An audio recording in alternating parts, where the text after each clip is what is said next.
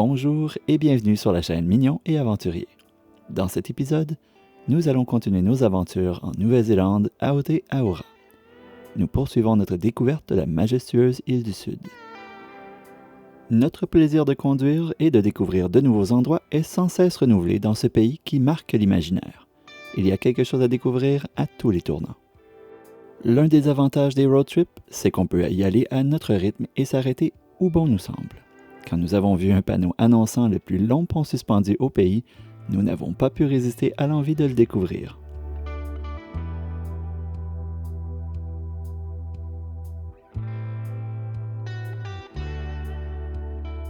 On peut aussi traverser la rivière en tyrolienne.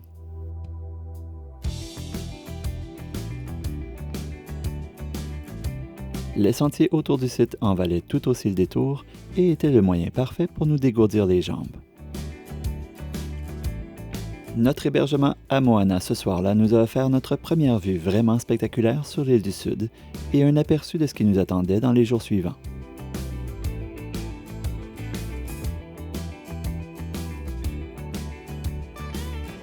Ici, même la forêt est spéciale. L'odeur y est différente. Les arbres y sont couverts de plantes grimpantes et de lichens. Il y règne un silence presque complet. On dit même que des fées s'y sont installées. Nous avions lu que les gens avaient spontanément déposé les décorations dans ce coin de forêt, mais nous avons été impressionnés par la quantité d'objets à thème de fées qu'on y trouve.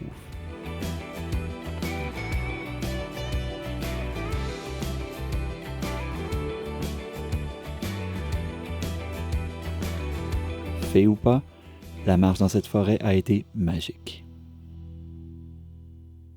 En route vers les sommets des Alpes du Sud, avec leurs glaciers, dont ceux de Fox et Franz Josef. Nous sommes impressionnés par la qualité des sentiers de marche qu'on trouve partout dans le pays. Celui de la gorge Hokitika ne fait pas exception. Un pont suspendu nous permet d'y admirer l'eau turquoise provenant directement des glaciers. Benjamin y a aussi appris une petite leçon de vie. Ça peut être venteux sur ce genre de pont. En effet, sa casquette a été emportée par une bourrasque et est tombée dans la rivière. Ayant aperçu une petite baie au loin où des gens se baignaient, Eric est parti à la poursuite de la casquette. Une âme généreuse est allée la chercher avant que celle-ci ne parte au loin. Fidèle à son habitude de ne jamais manquer une opportunité de plonger dans des beaux plans d'eau, Catherine a décidé d'aller se baigner dans les eaux cristallines. Est-ce que je vous ai dit que l'eau provient des glaciers? Tous les membres de la famille ont finalement bravé le froid, certains plus rapidement qu'ils le souhaitaient.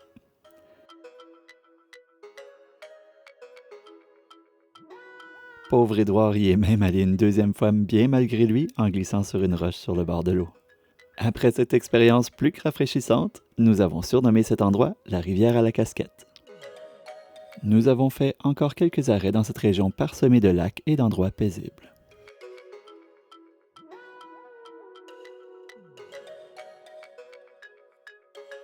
Finalement arrivés au glacier Fox, nous avons marché pour tenter d'en avoir un bon aperçu.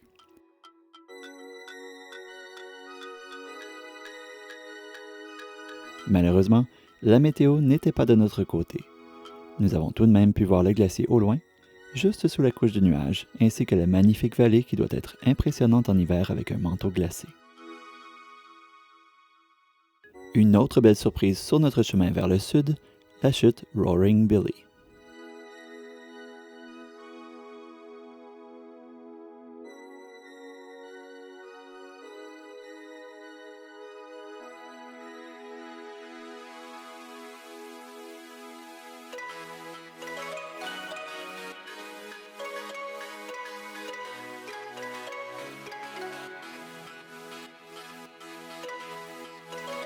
Quel bel endroit pour faire une petite pause ou des concours de lancer de roches.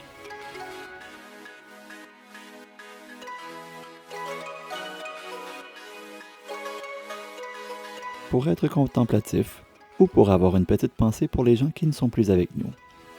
Honnêtement, je pourrais continuer de vous décrire chaque paysage époustouflant que nous avons croisé, mais je vais simplement laisser parler les images.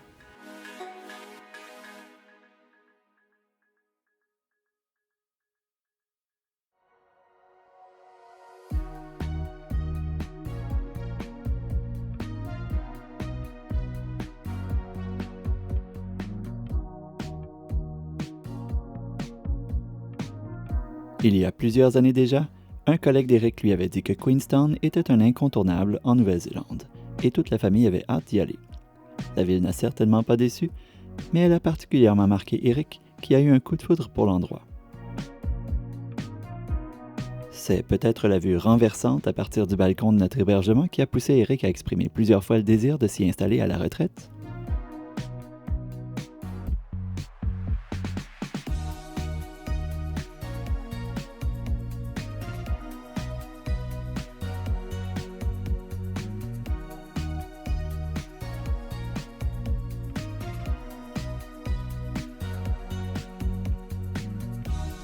Ou les couchers de soleil entre les montagnes qui ont touché son âme?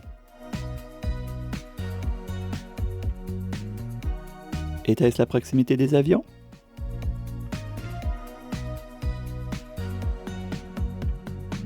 Ou les activités à sensations fortes pour laquelle Queenstown est reconnue mondialement?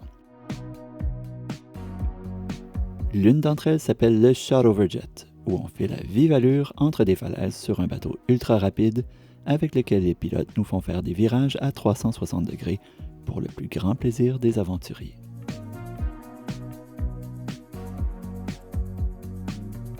Ou pourquoi pas des autotamponneuses sur une patinoire. Et oui, les Néo-Zélandais jouent aussi au hockey. Après un petit moment pour s'adapter à la conduite étourdissante de ces bolides, nous avons eu beaucoup de plaisir.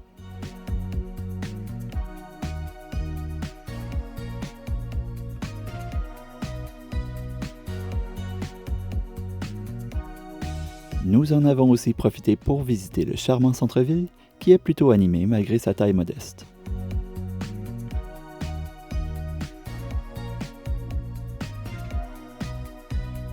La journée suivante était réservée pour une excursion vers Glenorchy. Fréquemment mentionné dans les listes des plus belles routes du pays, nous ne voulions pas manquer cette opportunité. En plus, avions-nous vraiment besoin d'une excuse de faire de la route autre que celle de laisser notre cœur fondre devant la beauté naturelle de l'île du Sud? Glenorchy même était d'ailleurs un charmant petit village où il a fait bon de s'arrêter pour prendre un petit repas avant de continuer la route.